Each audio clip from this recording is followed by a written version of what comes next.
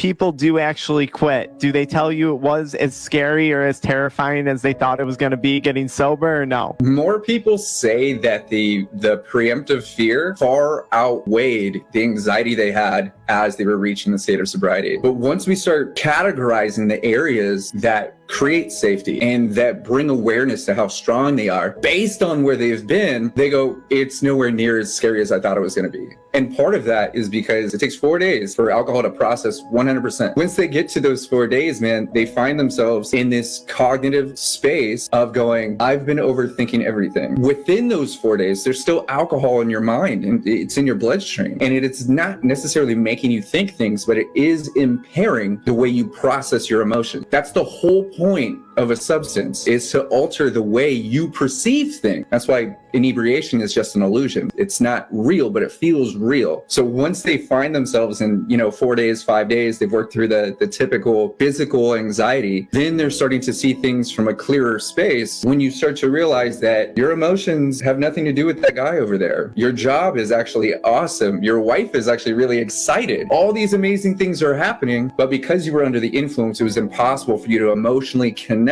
with the possibility. So you remain in that state of anxiety and fear.